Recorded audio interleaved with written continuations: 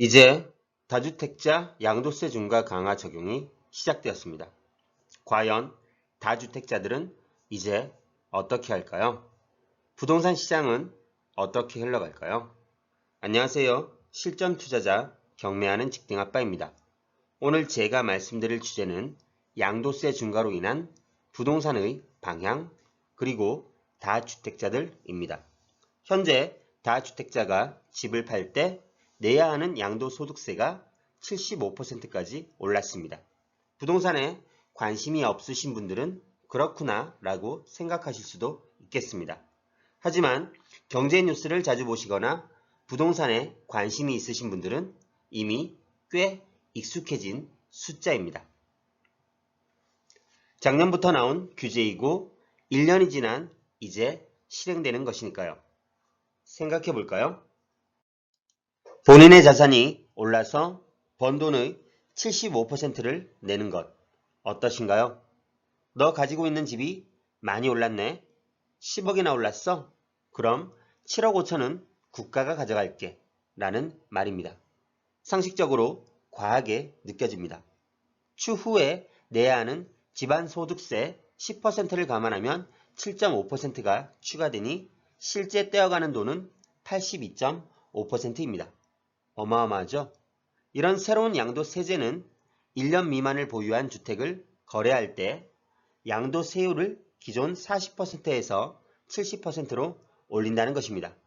집을 사서 단타 목적으로 1년 이내에 팔면 이렇게 양도세를 많이 부과할 것이니 그렇게 하지 말라는 의미입니다. 기본적으로 이는 집값이 많이 올랐고 지금도 오르고 있기 때문에 이런 조치를 하는 것입니다. 하지만 시장의 매물을 공급하는 역할 중에 하나가 집을 팔려는 사람들입니다. 이 사람들도 1년 내에 팔면 남는 것이 없으니까 팔려고 하지 않게 됩니다. 이미 집이 있는 사람들도 최소 1년 이상은 가져가야만 하게 되는 것입니다. 그럼 매물이 줄어드는데 기여를 또 하게 되겠죠? 그럼 1년 이상 보유하면 세금이 좀 적을까요? 그렇지도 않습니다. 1년 이상 2년 미만을 보유한 주택의 양도세율은 기존 6에서 45%인 기본세율에서 무려 60%로 올라갑니다. 시세 차익이 1억 났는데 6천만 원을 세금으로 가져간다? 이 역시 사람들은 1년을 기다렸는데 1년 더 기다리지 뭐 이렇게 마음을 먹게 되는 상황이 더 많이 발생할 것입니다. 따라서 2년 내로도 매물을 내놓기 쉽지 않아 보입니다. 양도소득세법 주요 개정 내용을 살펴보면 집을 장기적으로 보유하고 있던 다주택자들도 선뜻 집을 팔기는 어려운 상황입니다. 분양권을 제외한 주택은 2년 이상이면 양도세가 기본세율입니다.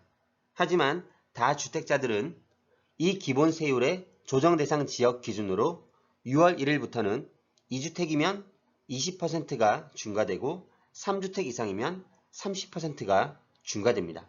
따라서 이렇게 되면 집값이 많이 오른 서울 같은 경우 양도 차익이 11억 원이라면 최고세율 적용 시에 이 주택자는 양도세 65%에 지방소득세 6.5%를 더하면 7억 8천 정도의 세금을 내야 합니다. 3주택자는 더 많겠죠? 양도세 75%에 지방소득세 7.5%를 더한 9억 정도의 세금을 내게 됩니다. 집값이 11억이 올랐는데 손에 남는 것은 2억 정도인 것입니다. 세금이 이렇게 징벌적 수준으로 부과되다 보니 집을 팔려는 사람들이 줄어들 수밖에 없습니다. 매물을 내놓을 수가 없는 상황인 것입니다. 따라서 뉴스에서 흔히 이야기하는 매물 잠김 현상이 현실화되어 가고 있고 차라리 우회 수단으로 증여를 택하는 사람들이 늘어나게 된 것입니다. 현재 증여세도 만만치 않지만 향후 주택가격이 올라갈 것이라고 보는 사람들이 많기 때문에 증여는 이루어지고 있습니다. 그리고 자녀들이 소위 미친 집값의 가격이 되어 있고 이런 입지의 집을 사기 어려울 것이니 미리 증여를 하겠다는 구조적인 이유도 있습니다.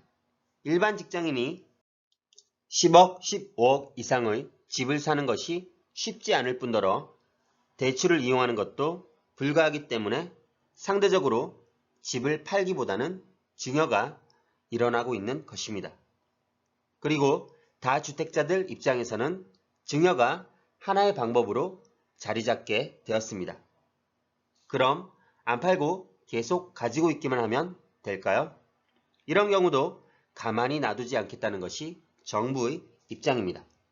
계속 팔지 않고 버티는 다주택자들은 가지고만 있어도 세금을 더 받겠다고 합니다. 바로 보유세도 올리겠다는 것입니다. 이 역시 6월 1일부터 집을 가지고 있다면 적용을 받습니다. 종부세는 1주택자 기준으로 과세 표준에 따라 0.5에서 2.7%였던 것이 0.6에서 3.0%로 올라갑니다. 그럼 3주택 이상이나 조정 대상 지역 내의 2주택인 다주택자들은 기존 0.6에서 3.2%에서 1.2에서 6.0%로 2배나 점프해 버립니다. 이제 웬만한 곳은 조정 대상 지역이기 때문에 여기에 해당되는 사람들이 꽤 많이 있을 것이고 6월 1일 이후에 인상된 세율의 보유세인 종부세를 내야 합니다. 법인은 지역 불문하고 무조건 종부세가 단일 세율인 6%입니다. 법인으로는 집을 가지고 있기만 해도 최고 세율의 종부세를 내야만 합니다. 그래서 법인으로 6월 1일 이후에 집을 사서 그 다음에 5월 31일 전까지 매도하는 전략을 구사하기도 합니다. 이는 다음에 자세히 이야기해 보겠습니다. 하지만 종부세라는 것이 여기서 끝이 아닙니다. 세금을 하나하나 알아가다 보면 정말 많습니다. 추가로 농어촌 특별세가 붙습니다. 이는 종부세의 20%입니다. 그럼 법인은 7.2%의 보유세를 내야만 하는 것입니다. 물론 나머지 1.2%에서 0.6%인 종부세에도 각 종부세의 20%인 농어촌 특별세가 합쳐집니다.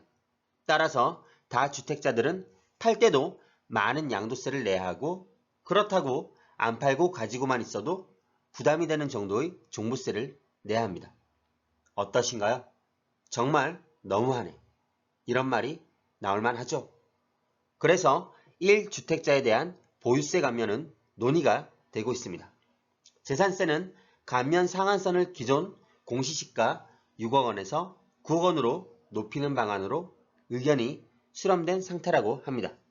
그리고 1세대 1주택자가 보유한 공시가격 9억 원 이하 주택의 재산세율을 3년간 0.05% 포인트씩 내려주는 방식입니다. 이는 44만 가구에 적용될 것으로 보이고 감면되는 세액은 18만 원 정도라고 합니다. 6월 1일부터 달라지는 세금 이외에 또 하나 새롭게 시행되는 것이 있습니다. 바로 전월세 신고제입니다. 하지만 1년의 계도기간을 두겠다고 합니다. 1년 동안 시행은 하지만 일을 하지 않는다고 바로 처벌하지는 않겠다는 의미입니다.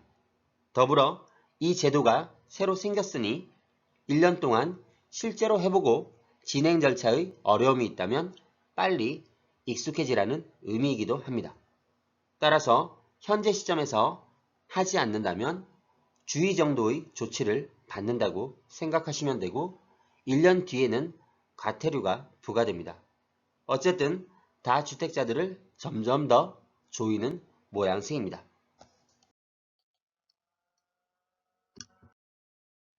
이제 6월입니다. 매물은 줄어들고 잠길 수밖에 없는 현실입니다. 세금으로 인해서 호가는 점점 높아질 겁니다. 하지만 거래는 막상 많이 성사되지는 않겠죠. 다가오는 여름 시즌은 부동산 시장의 비수기로 거래는 거의 없을 겁니다. 횡보하는 흐름이 이어질 가능성이 높습니다. 이제 추석이 지나고 가을 시즌이 오면 거래가 많지는 않아도 하나둘씩 나오게 되고 전셋값의 상승과 함께 또 한 번 집값이 오르게 될 것이라고 생각됩니다. 물론 부동산 상승이 영원할 수는 없겠지만 마찬가지로 규제도 계속 지속될 수는 없겠습니다. 다주택자들이 이제 내년 6월 1일 전까지 내야 하는 세금의 변동은 없습니다. 1년 동안 또 잘 각자 도생하시기 바랍니다. 지금까지 시청해 주셔서 감사합니다. 아래 메일 주소로 보내주시면 빠르게 답변 드리겠습니다.